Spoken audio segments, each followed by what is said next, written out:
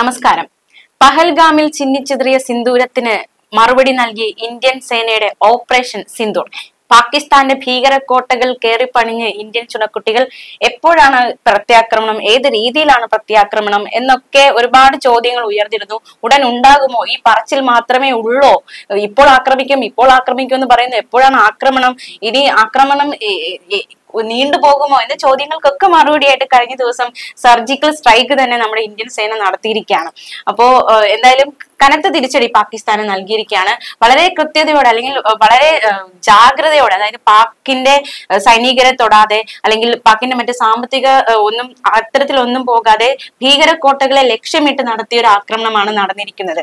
തീർച്ചയായിട്ടും ഈ പറയുന്നത് പോലെ ഒരുപാട് ദിവസമായിട്ട് നമ്മൾ എല്ലാവരും ചർച്ച ചെയ്യുമ്പോഴും നമുക്കടക്കം ഉണ്ടായിരുന്ന ഒരു സംശയം എന്ന് പറയുന്നത് തിരിച്ചടിക്കും എന്ന് പറയുന്നു. പക്ഷെ തിരിച്ചടി ഉണ്ടാകും അല്ലെങ്കിൽ ഇതൊരു ചർച്ചയിലൂടെ ഒഴിവാകുമോ എന്നതടക്കമുള്ള കാര്യങ്ങളാണ് നമ്മളും നോക്കിക്കൊണ്ടിരുന്നത്. പക്ഷെ കൃത്യമായിട്ട് 26ഓളം ആളുകളുടെ ജീവനെടുത്ത, അത്രയും ആളുകളുടെ കുടുംബത്തെ അനാഥമാക്കിയിട്ടുള്ള പാകിസ്ഥാന്റെ ഭീകരവാദത്തിനെതിരെ ഇന്ത്യ തിരിച്ചടിച്ചിരിക്കുന്നു എന്ന് തന്നെയാണ് നമുക്കിപ്പോ പറയേണ്ടുന്നത്.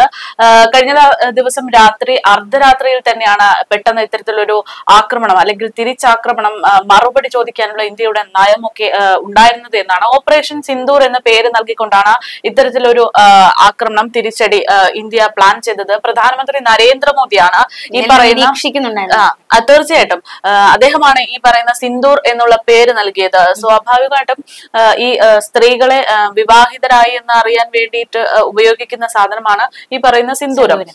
അപ്പോ പല ആളുകളുടെയും, അതായത് നമുക്കറിയാം പഹൽഗാം ഭീകരാക്രമണത്തിൽ മരണപ്പെട്ടത് എല്ലാം പുരുഷന്മാരായിരുന്നു. ആ പുരുഷന്മാരിൽ ഒരുപാട് അധിക ആളുകളും വിവാഹം ചെയ്തതും അതുവഴി ഒരുപാട് വിധവകൾ ഉണ്ടായിട്ടുമുണ്ട്. നമുക്കറിയാം അവിടെയുള്ള ഒരു വിവാഹം കഴിഞ്ഞ് ഒരാഴ്ചക്ക് മുമ്പ് തന്നെ സ്വന്തം ഭർത്താവിന് നഷ്ടപ്പെട്ട ഹിമാൻഷിനെയൊക്കെ നമ്മൾ കണ്ടതാണ്. അപ്പം അവരുടെയൊക്കെ സിന്ദൂരം മായ്ച്ച പാകിസ്ഥാന്റെ ഭീകരതയ്ക്കെതിരെ ആ ഒരു പേര് സ്വീകരിച്ചു എന്നുള്ളതാണ് ഈ ഓപ്പറേഷൻ സിന്ദൂർ എന്ന പേരുമായി ബന്ധപ്പെട്ട് പുറത്തുവരുന്ന റിപ്പോർട്ട്. അത് മാത്രവുമല്ല, ഇത്തരത്തിലൊരു തിരിച്ചടി ഉണ്ടാകുമ്പോൾ ഈ കാര്യങ്ങളൊക്കെ പ്രധാനമന്ത്രി നേരിട്ട് നിരീക്ഷിക്കുന്നുണ്ടായിരുന്നു എന്നുള്ളതാണ്. അതുപോലെ തന്നെ പാകിസ്ഥാന്റെ ഭീകരവാദ സംഘടനകളുടെ പ്രധാന കേന്ദ്രങ്ങളെയാണ് ഒരേ സമയത്ത് ഇന്ത്യ ലക്ഷ്യമിട്ട് തകർത്തിരിക്കുന്നത് എന്നുള്ളതാണ്. ശ്വാസം വിടാൻ പോലുമുള്ള ഒരു സാഹചര്യം അല്ലെങ്കിൽ ഇന്ത്യ ആക്രമിക്കാൻ വരുന്നു എന്ന് പോലും ചിന്തിക്കുന്നതിന് മുമ്പ് തിരിച്ചടിച്ചു എന്ന് തന്നെ വേണം പറയാൻ. കാരണം നമുക്കറിയാം കുറെ ദിവസമായിട്ട് പാകിസ്ഥാൻ ഇന്ത്യയെ പ്രകോപിപ്പിച്ചുകൊണ്ടിരിക്കുകയായിരുന്നു. അപ്പോഴൊക്കെ ഇന്ത്യ പറയുന്നുണ്ട് ആക്രമണം വേണ്ട, ഇങ്ങോട്ടിനി പ്രകോപനം ഉണ്ടാക്കരുത്, കനത്ത തിരിച്ചടി ഉണ്ടാകുമെന്നുള്ള മുന്നറിയിപ്പ് പലതവണ കൊടുത്തു. പക്ഷെ അതിനെ ഒന്നും വില വെക്കാതെ പാകിസ്ഥാൻ വീണ്ടും വീണ്ടും ആക്രമിച്ചു കൊണ്ടിരിക്കുകയായിരുന്നു ഇന്ത്യയെ. ആക്രമിക്കുക എന്ന് പറയുമ്പോൾ പല മേഖലകളിലും പാകിസ്ഥാൻ വെടിവെപ്പ് നിയന്ത്രണ കരാറൊക്കെ ലംഘിച്ചുകൊണ്ട് വെടിവെക്കുകയും ഇന്ത്യയെ ദേഷ്യം പിടിപ്പിക്കുകയും ഒക്കെ ചെയ്തു. അതിനൊക്കെയുള്ള കൃത്യമായിട്ടുള്ള മറുപടി തന്നെയാണ് ഇപ്പോൾ നൽകിയിരിക്കുന്നത് എന്ന് പറയുന്നത്. അതുപോലെ പ്രധാനപ്പെട്ട കേന്ദ്രങ്ങളാണ്, അതായത് 9 കേന്ദ്രങ്ങൾ ലക്ഷ്യമിട്ടാണ് സേന ആക്രമണം നടത്തിയിരിക്കുന്നത്. ഈ 9 കേന്ദ്രങ്ങൾ എന്ന് പറയുന്നത് ഈ ഭീകരരുടെ ഒരു പൂണ്ട് വിളയാടുന്ന അല്ലെങ്കിൽ അവരുടെ കേന്ദ്ര വിഹാര സ്ഥലം എന്നൊക്കെ പറയുന്ന രീതിയിലുള്ള സ്ഥലം ലക്ഷ്യമിട്ടാണ് ഈ ഒരു ആക്രമണം നടത്തിയിരിക്കുന്നത്. പ്രത്യേകിച്ച് ഈ 9 ഇടങ്ങൾക്കും ഓരോ പ്രത്യേകതയുണ്ട്. അവിടെ ഏത് ഭീകരന്മാരാണ് ഉള്ളത്, ആരാണ് അവിടെ താവളം അടിച്ചിരിക്കുന്നത് എന്നത് അടക്കമുള്ള വിവരങ്ങൾ സേനയെ മനസ്സിലാക്കി നടത്തിയ നീക്കമാണ്. നമ്മൾ ഈ ആക്രമണം നടന്ന സമയത്ത് തന്നെ പറഞ്ഞിട്ടുണ്ടായിരുന്നത് പ്രധാനമായിട്ടും പാകിസ്ഥാൻ ഇന്ത്യ തിരിച്ചടിക്കാനുള്ള സാധ്യതയുണ്ട് എന്ന് പറഞ്ഞപ്പോൾ പല ഭീകരവാദികളെയും രക്ഷപ്പെടുത്താൻ വേണ്ടി അവരുടെ പാക് സൈന്യം എന്നുള്ള പേരിൽ ഒളിപ്പിച്ച് താമസിച്ച ഒരു രീതി ഉണ്ടായിരുന്നു. അപ്പോ അത്തരത്തിൽ പാകിസ്ഥാനികൾ താമസിച്ചിരുന്ന അല്ലെങ്കിൽ പാകിസ്ഥാൻ ഭീകരർ താമസിച്ചിരുന്ന പല കേന്ദ്രങ്ങളെയും ലക്ഷ്യമിട്ടാണ് ഇത്തവണത്തെ ഓപ്പറേഷൻ നടത്തിയത്. ആ ഒരു കേന്ദ്രങ്ങൾ തന്നെയാണ് തകർത്തിരിക്കുന്നത്. പാകിസ്ഥാനെ സംബന്ധിച്ച് ഭീകരവാദികളെ കൂട്ടുപിടിച്ച് ആക്രമണത്തിന് മുന്നോട്ട് പോകുക അല്ലെങ്കിൽ മറ്റു രാജ്യത്തെ കീഴ്പ്പെടുത്തുക എന്നുള്ളൊരു രീതിയൊക്കെ ഉണ്ട്. ആ രീതിയാണ് ഇന്ത്യ ഇവിടെ ഇപ്പൊ തകർത്തറിഞ്ഞിട്ടുള്ളത് എന്നുള്ളതാണ്. ഇന്ത്യയുടെ ഈ ഒരു തിരിച്ചടിയിൽ ഭീകര കേന്ദ്രങ്ങളൊക്കെ തകർത്തു എന്ന് പറയുമ്പോഴും പ്രധാനമായിട്ടും തകർത്തിരിക്കുന്നത് ഈ പറയുന്നത് പോലെ ഭീകരവാദികൾ ഒളിച്ചു താമസിച്ചിരുന്ന, ഇന്ത്യയിൽ പല നാശനഷ്ടങ്ങളും പലരുടെയും ജീവനും എടുത്തിട്ടുള്ള ആളുകളുടെ കേന്ദ്രങ്ങൾ തന്നെയാണ് നഷ്ടപ്പെടുത്തിയിരിക്കുന്നത് എന്നുള്ളതാണ്. ബഹാവൽപൂരിലെ ജയ്ഷ ആസ്ഥാനമായിട്ടുള്ള ഒരു കേന്ദ്രം ഇന്ത്യ തകർത്തു. അതുപോലെ തന്നെ മുരിഡ്കയിലെ ലഷ്കർ ആസ്ഥാനമായിട്ടുള്ള ഒരു കേന്ദ്രവും ഇന്ത്യ തകർത്തു. എന്തിനാണ് ഈ ഒരു രണ്ട് കേന്ദ്രം ഇന്ത്യ ഫോക്കസ് ചെയ്തത് എന്ന് ചോദിക്കുമ്പോൾ അതിന് യഥാർത്ഥത്തിൽ ഇന്ത്യക്ക് മറുപടി ചോദിക്കാൻ ഒരുപാട് വർഷത്തെ കണക്കുണ്ട്. അതായത് പാകിസ്ഥാൻ കഴിഞ്ഞ ദിവസം നടത്തിയ പഹൽഗാം ഭീകരാക്രമണം മാത്രമല്ല, ഇതിനു മുമ്പും ഇന്ത്യയെ പലതവണ ചൊടിപ്പിക്കുന്ന തരത്തിൽ തന്നെയാണ് പാകിസ്ഥാൻ ആക്രമണം നടത്തിയിരുന്നത്. അതിനൊക്കെ ഉള്ള ഒരു മറുപടി തന്നെയായിട്ടാണ് ഈ രണ്ട് സ്ഥലങ്ങളെ ഇന്ത്യ ഈ തവണ ആക്രമിച്ചത് എന്നുള്ളതാണ് യാഥാർത്ഥ്യം. രാജ്യത്ത് ഏറെ ഭീകരാക്രമണം നടത്തിയിട്ടുള്ള സംഘടനയാണ് ജെയ്ഷെ ഇ മുഹമ്മദ് എന്ന് പറയുന്നത്. ജെയ്ഷയുടെ തലവനായിട്ടുള്ള മസൂദ് അസാർ 1994 കാശ്മീരിൽ വിഘടനവാദവും ഭീകരവാദവും പ്രോത്സാഹിപ്പിച്ചതിന് പിന്നാലെ ഇയാളെ അറസ്റ്റ് ചെയ്തിരുന്നു. പിന്നെ 1999 കാണ്ഡഹാർ വിമാന റാഞ്ചലിന് പിന്നാലെയാണ് ഇന്ത്യക്ക് മസൂദ് അസറിനെ വിട്ടുകൊടുക്കേണ്ടി വന്നത്. ആ ഒരു സാഹചര്യത്തിൽ നമ്മൾ അങ്ങനെ ചെയ്തപ്പോ പക്ഷെ അത് വലിയ തിരിച്ചടിയായിട്ട് ഇന്ത്യക്ക് തന്നെ മാറി. കാരണം പല ആക്രമണങ്ങൾക്കും പിന്നീട് ഇയാൾ നേതൃത്വം നൽകി എന്നുള്ളതാണ്. വലിയ രീതിയിലുള്ള ആക്രമണങ്ങൾ എന്ന് പറയുമ്പോൾ നമ്മുടെ രാജ്യത്ത് കണ്ടിട്ടുള്ള പല വലിയ വലിയ ആക്രമണങ്ങളും വലിയ ഓപ്പറേഷനുകളും ഒക്കെ നടത്തിയത് ഇയാളുടെ നേതൃത്വത്തിലാണ് എന്ന് പറയുന്നുണ്ട്. അപ്പൊ ആർക്കാണോ തിരിച്ചടി കൊടുക്കേണ്ടത് അത് നോക്കി തന്നെ ഇന്ത്യൻ സൈന്യം തിരിച്ചടി നൽകിയിട്ടുണ്ട് എന്നതാണ്. ശരിക്കും 1/28 ഒരു പോസ്റ്റ് ഇടുന്നു, അതായത് ആക്രമണം ഉണ്ടാകുമെന്ന രീതിയിൽ ഒരു പോസ്റ്റ് ഇടുന്നു. കൃത്യം 1:44 സ്ഥിരീകരിച്ചുകൊണ്ടും പോസ്റ്റ് ഇടുന്നു, അതായത് സാമൂഹ്യ മാധ്യമത്തിൽ പോസ്റ്റ് പങ്കുവയ്ക്കുന്നു. അപ്പോൾ തീർച്ചയായിട്ടും നമ്മൾ ഇപ്പോൾ കഴിഞ്ഞ ദിവസങ്ങളൊക്കെ നമ്മൾ അറിഞ്ഞതാണ്, ഈ 2 ദിവസങ്ങളായിട്ട് മോക്ക് ഡ്രിൽ നടക്കും, സംസ്ഥാനങ്ങൾക്ക് നിർദ്ദേശം കൊടുക്കണം, സൈറൺ മുഴങ്ങും, അവരെ അതിനെക്കുറിച്ച് അവബോധം അവർക്ക് നൽകണം. അങ്ങനെ ഒരു മോക്ക് ഡ്രില്ല് അല്ലെങ്കിൽ മോക്ക് ഡ്രിൽ ഇപ്പൊ നടക്കാൻ പോകുന്നതേ ഉള്ളൂ, അല്ലെങ്കിൽ മോക്ക് ഡ്രിൽ എന്ന ഒരു ഘട്ടം വരെ എത്തിയിട്ടുള്ളൂ. കേരളത്തിലും 14 ജില്ലകളിലായിട്ട് പല സ്ഥലത്തും തെരഞ്ഞെടുത്തിട്ടുള്ള പല സ്ഥലത്തും ഇത്തരത്തില് മോക്ക് ഡ്രിൽ ഇന്ന് നടക്കാൻ പോകുന്നതേ ഉള്ളൂ. അതായത് അപ്പൊ മോക്ക് ഡ്രിൽ എന്ന ഒരു കാര്യം മുന്നോട്ടിരിക്കുക, അതിൽ മോക്ക് ഡ്രില്ലിന്റെ ഒരു അന്തരീക്ഷം രാജ്യത്ത് സൃഷ്ടിച്ചുകൊണ്ട് അതിന്റെ മറവിൽ ഒരു ആക്രമണമാണ് നടത്തിയിരിക്കുന്നത്. തീർച്ചയായിട്ടും ഇപ്പോ നമ്മൾ എല്ലാവരും വിചാരിച്ചത് എപ്പോഴായിരിക്കും ഒരു ആക്രമണം, പ്രത്യാക്രമണം ഒക്കെ ഉണ്ടാവുക എന്നൊരു ചോദ്യം എല്ലാവരിലും ഉണർന്നിരുന്നു. പ്രതിപക്ഷമൊക്കെ ഇതൊരു ആയുധമായിട്ട് ഉപയോഗിച്ചുകൊണ്ടിരുന്നത്, അതായത് തിരിച്ചടിക്കും എന്ന് പറയുന്നതല്ലാതെ ഒന്നും നടക്കുന്നുമില്ല. പോരാത്തതിന് പാകിസ്ഥാൻ ആണെങ്കിൽ ഇതൊന്നും വിലവെക്കാതെ, അതായത് ഇന്ത്യ തിരിച്ചടിക്കും എന്നുള്ളതൊന്നും വിലവെക്കാതെ പലതവണ ഈ വെടിവെക്കുന്നുണ്ട്. അപ്പം പാകിസ്ഥാന്റെ ഈ ഒരു നിലപാടും ഇന്ത്യയുടെ ഒരു തീരുമാനമെടുക്കാൻ വൈകുന്നതൊക്കെ ആയിട്ട് ബന്ധപ്പെട്ട് നിരവധി ആശങ്കകൾ ഉണ്ടായിരുന്ന സമയത്താണ് അപ്രതീക്ഷിതമായിട്ടുള്ള ഒരു തിരിച്ചടി തന്നെ നൽകിയിരിക്കുന്നത് എന്നുള്ളതാണ്. എന്തായാലും ഈ രാജ്യത്തേറെ ഭീകരാക്രമണം നടത്തിയ സംഘടനയാണ് ജെയ്ഷെ ഇ മുഹമ്മദ്.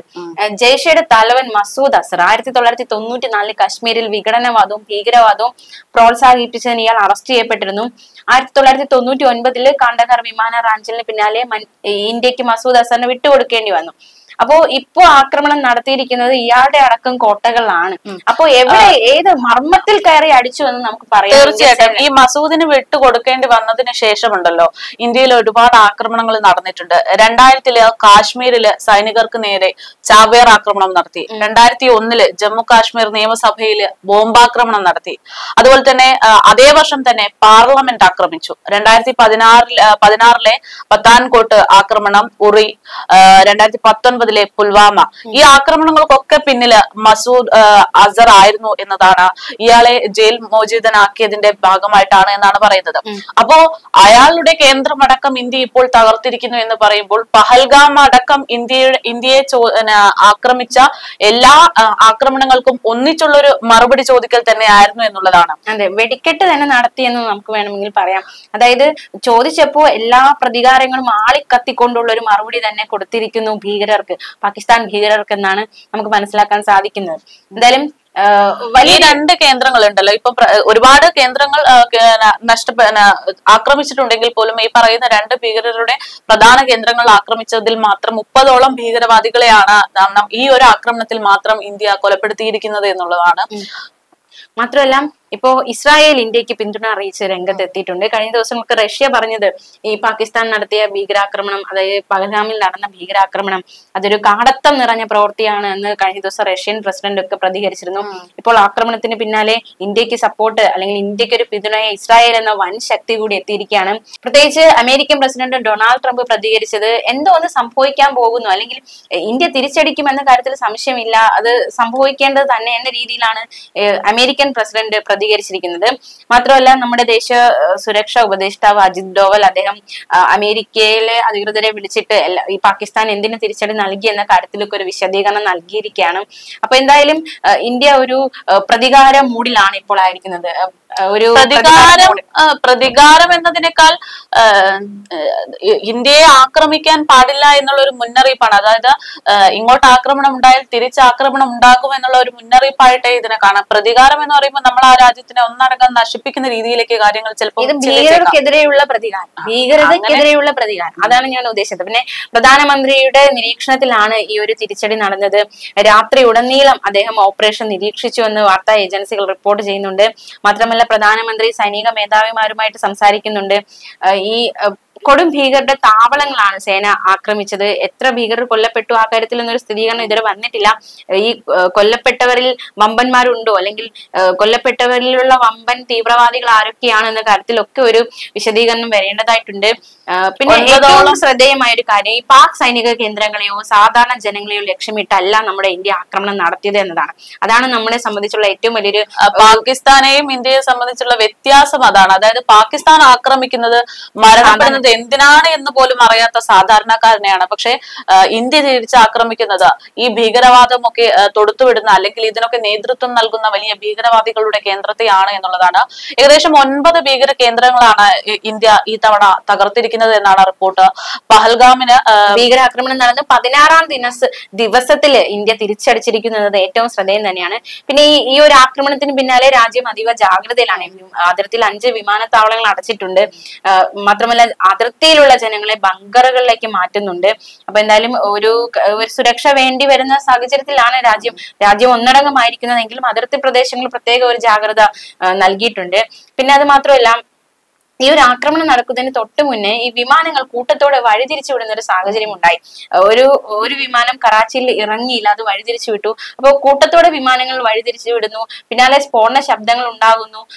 ഇതിന് പിന്നാലെയാണ് ഈ ആക്രമണം നടന്നു എന്ന് കരുതുന്ന തരത്തിലുള്ള വീഡിയോകളൊക്കെ സമൂഹ മാധ്യമങ്ങളടക്കം ഇത്തരത്തിൽ പ്രചരിക്കുന്നുണ്ട്. എന്തായാലും കനത്ത തിരിച്ചടി നമ്മുടെ രാജ്യം നൽകിയിരിക്കുകയാണ്. പ്രതിരോധ മന്ത്രി രാജ്നാഥ് സിംഗും പ്രതികരിച്ചിട്ടുണ്ട്. അദ്ദേഹം ജയ് ഹിന്ദ് എന്നൊക്കെ പറഞ്ഞിട്ട് ഈ ആക്രമണത്തിന് പിന്നിലുള്ള കാര്യങ്ങളൊക്കെ വിശദീകരിച്ചിട്ടുണ്ട്.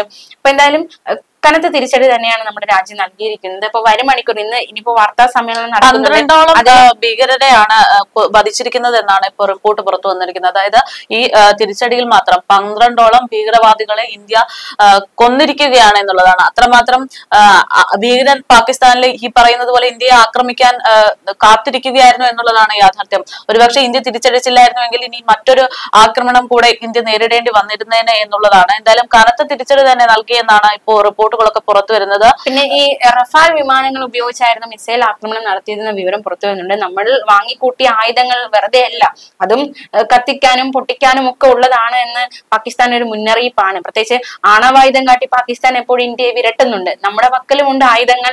അത് പ്രധാനമന്ത്രി ഒരിക്കൽ പറഞ്ഞതുപോലെ അത് ദീപാവലിക്ക് പൊട്ടിക്കാൻ വെച്ചിരിക്കുന്നതല്ല നമ്മുടെ ആയുധങ്ങൾ എന്ന് നമ്മൾ ഒരിക്കൽ കൂടി തെളിയിച്ചിരിക്കുകയാണ്. എന്തായാലും വരും മണിക്കൂറുകളിൽ അല്ലെ ഈ വാർത്താ സമ്മേളനം ഒക്കെ നടക്കാനുണ്ട്. അധികൃതർ കൂടുതൽ വിവരങ്ങൾ അപ്പോൾ അറിയിക്കും. എന്താണ് സംഭവിച്ചത് എന്നതടക്കമുള്ള വിവരങ്ങളൊക്കെ അവര് പങ്കുവയ്ക്കും. എന്തായാലും വരും മണിക്കൂറുകൾക്കായി കാത്തിരിക്കാം അല്ലെ. തീർച്ചയായിട്ടും ഈ ഒരു സംഭവം നടക്കുന്നതിനിടയിൽ തന്നെ ഇപ്പോ അതിർത്തിയിൽ വലിയ ഏറ്റുമുട്ടൽ ഉണ്ടായി എന്ന തരത്തിലുള്ള റിപ്പോർട്ടുകൾ പുറത്തു വരുമ്പോൾ പാകിസ്ഥാന്റെ ഷെല്ലാക്രമണം അടക്കം ഉണ്ടായിട്ടുണ്ട് എന്നും 3 പേർ കൊല്ലപ്പെട്ടു എന്നും ഒക്കെ കരസേന അറിയിക്കുന്നു. അതായത് പാകിസ്ഥാന് മനസ്സിലായി ഇനി ഒരു യുദ്ധം ഉണ്ടായാൽ അല്ലെ ഒരു ആക്രമണം ഉണ്ടായാൽ മാത്രമേ ഇന്ത്യക്ക് മുന്നിൽ പിടിച്ചു നിൽക്കാൻ പറ്റൂ എന്നുള്ളത്. തുടക്കത്തിൽ നമ്മൾ പറഞ്ഞതുപോലെ കഴിഞ്ഞ ദിവസം നമ്മൾ ചർച്ച ചെയ്തതുപോലെ അങ്ങനെ ഒരു ആക്രമണത്തിനാണ് പാകിസ്ഥാൻ മുതിരുന്നത് എങ്കിൽ 4 ദിവസം അതിനുള്ളിൽ പാകിസ്ഥാൻ മുട്ടുമടക്കേണ്ടി വരും എന്നുള്ളതാണ്. കാരണം പാകിസ്ഥാന്റെ കയ്യിൽ ഇന്ത്യയോട് ഒത്തുപിടിക്കാൻ മാത്രമുള്ള യാതൊരു ശേഷിയും സൈനിക ബലമോ ആയുധബലമോ ഒന്നും തന്നെ ഇല്ല. എന്തായാലും പാകിസ്ഥാന്റെ നാശത്തിന് പാകിസ്ഥാൻ തന്നെ തുടക്കം കുറിച്ചു എന്ന് തന്നെയാണ് ഈ ഒരു റിപ്പോർട്ടുകൾ, പ്രത്യേകിച്ച് ഇന്ത്യ തിരിച്ചടിച്ചു തുടങ്ങി എന്നുള്ള റിപ്പോർട്ട് പുറത്തു വരുമ്പോൾ പറയാനുള്ളത്. എന്തായാലും കൂടുതൽ അപകടങ്ങളൊന്നും ഉണ്ടാകാതെ കൂടുതൽ നാശനഷ്ടങ്ങളൊന്നും ഉണ്ടാകാതെ കാര്യങ്ങൾ മുന്നോട്ട് പോകട്ടെ എന്ന് തന്നെയാണ് പറയാനുള്ളത്.